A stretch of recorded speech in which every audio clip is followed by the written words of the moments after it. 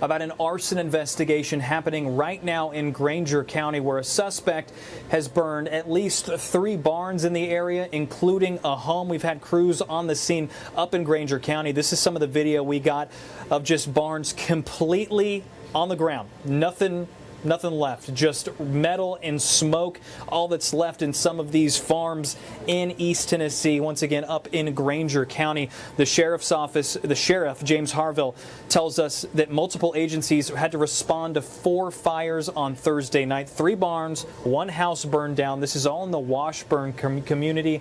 Those calls also came within minutes of each other. Now, the sheriff tells us that the barns contain tractors, hay, other farm equipment. The good news is no people, no animals are hurt. Now, once our crews got up there, they were able to talk to a man named Anthony Ritter. He is a 3rd-generation farmer in Grainger County who lost his barn. This is what he had to say. I mean, it's devastating. I mean, you work so hard. I mean, I'm a 3rd-generation farmer in this land, and then, you know, somebody just doesn't care and come through and burn our property. It's a terrifying, sad situation that's going on. People not knowing what is going to happen. The sheriff warning people to stay away from that area. In Grainger County right now, our own Jared Austin has been there all morning long, following along with the latest, speaking to folks on the ground. Jared, where are you now up there? Is this another barn different from Ritter's? I mean, kind of a mess they've been dealing with overnight. Yeah, this is the 3rd barn we're going to show off this morning, and really you can just see the smoke behind me. I mean, I'm even seeing it right in front of me as the wind shifts at this point, but we'll actually just show you behind us. It's just really devastating. You had mentioned having tractors involved with this. Well, there's one of the tractors right there. I mean, there's a joke made out here that 2 or 3 coats of paint might do the trick, but in reality, we all know that tractor is completely done for right there. And if you go over a little bit to the right, you're going to see some of the hay that's also on fire. There's still a little bit of an open flame on that. You can see the smoke blowing as the wind blows, but you can still see some of those, a little bit of flames right there as well. And then just looking at this entire area, just a bunch of burnt metal. Obviously, when you have a barn, you have a lot of metal. That has all come down. Now, there is some good news to this. There was a dump truck very, very close to this barn. Didn't sustain a lot of damage. You can see just how close it is to this barn. Just a little bit of burned taillights there. So that is good. But if you look at this entire scene right now, I mean, this is just everything reduced to rubble and burnt metal at this point.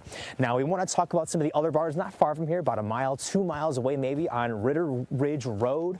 We're going to show the one that actually had a truck inside that actually was a family heirloom passed down multiple generations. It was something that very blessed to have in there, and you see just everything again reduced to rubble. Now, this was something that all really happened late last night, right around 9 o'clock, like Harriet said. All these calls coming in within minutes for all 4 of these different buildings. And then if you go a half mile down the road from where that fire was, another Ritter barn burned to the ground. And now there is some good news as well about these barns that were on Ritter Ridge Road out there. They had horses in there about 2 weeks ago.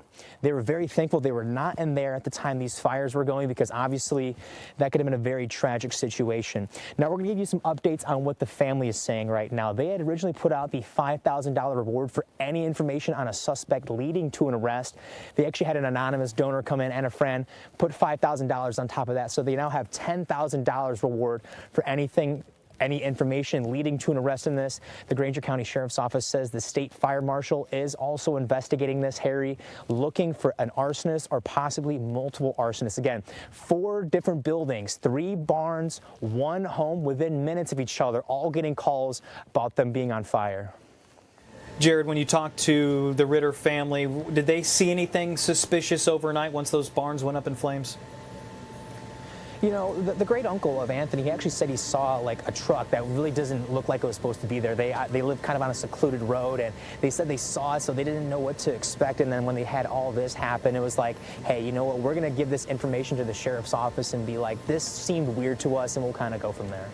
Now, as far as the Ritters are concerned, what's the next step for them? I mean, a lot of money. You know, tractors are not cheap, way more expensive these days than a car is, and a lot of this stuff, obviously, thank goodness there was no animals or anything like that inside, but what's their next step?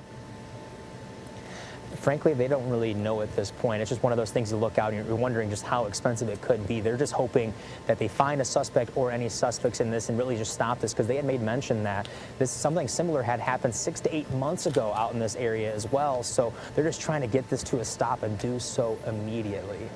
All right, yeah, a lot of people on edge up there in Grainger County where Jared is this morning, hoping that they can get someone arrested that is responsible for all of this. Our Jared Austin's been up there all morning long, keeping track of those latest details. Jared, we appreciate it. Thank you, sir. All right, once again, if those of you just now joining us, arson investigation underway where overnight 4 fires up there where the sheriff's office had to respond to 3 barns and a home. The Ritter family there that Jared talked to really dealing with it this morning after losing barns. Uncle's down the street. 3rd generation farmer is Mr. Anthony Ritter. Jared talked to him earlier. This is what he said. I mean, it's devastating. I mean, you work so hard. I mean, I'm the 3rd generation farming this land, and then, you know, somebody just doesn't care and come through and burn our property. I mean, you got to think about inflation, everything going on that's affecting farmers across the country. Kind of the last thing that you need if you are any farmer is dealing with something like this, dealing with an arsonist, and then having to worry while you're in your sleep if your barn's going to be on fire when you wake up, if your home's going to be on fire. There is one home, as well as the 3 barns in Grainger County that are up in flames. Sheriff James Harville in Grainger County tells us that the calls came in within minutes of each other overnight, and this is all in the Washburn community there in Grainger County. Those barns contain tractors, hay, other farm equipment, a truck Jared talked about, a family heirloom, basically, that's been passed down that is now gone in this rubble. Yeah. Ritter says he wants them to be caught. We mean business. He said justice needs to be done. It is devastating. He said you work so hard and then someone just doesn't care, comes out and burns the property. As it stands at this hour, a $10,000 reward for information leading to an arrest and conviction for those responsible. And that's from the Ritter family. They're the ones offering that up. They're saying we need to find out who did this. This is absolutely unacceptable. The Grainger County Sheriff's Office and multiple agencies now investigating this once again as arson. 3 barns, 1 home up in Grainger County. They are searching for a suspect, that's for sure. That hunt will be on because people are not sleeping easy up there, that's for sure. Earlier this morning when we were sending Jared out there, Ritter, he was up all night. Couldn't go to sleep because how could you, with this happening to your barn, to your uncle, your great uncle's barn? How could you go to sleep when all of this is out there and someone is intentionally setting these fires in Grainger County? We've got Jared out there. We've got other crews headed out to the scene to relieve Jared and also just to try to talk to some other people and find some more news about the hunt for this suspect up in Grainger County. This is a live look on our website, WVLT.tv. We've got all the latest information, videos if you need to catch up from some other information that we've got, as well as the latest on where that reward stands. Once again, all coming from the Ritter family. This is not coming from law enforcement. That $10,000 being offered by the Ritters, who've essentially lost everything in their barns, including a home up there in Grainger County. So families just trying to keep their legacy alive. 3rd generation farmers fighting through everything to try to keep everything alive. I'm Harry Sullivan in the WVLT newsroom. We're going to have the latest coming up for you on WVLT News at noon. Going to get updates from the sheriff, other law enforcement agencies in Grainger County, across East Tennessee, as the hunt continues for the arsonist behind these fires. We do appreciate you. Once again, I'm Harry Sullivan. We'll see you on WVLT News at noon. This QR code at the bottom left side of your screen, that takes you right to our WVLT News app. You can watch these videos that we post on here. You can watch those. You can also get push alerts sent right to your phone. So as soon as we get those updates, we'll make sure you have them as well. Thanks for joining us. We'll see you on WVLT News at noon.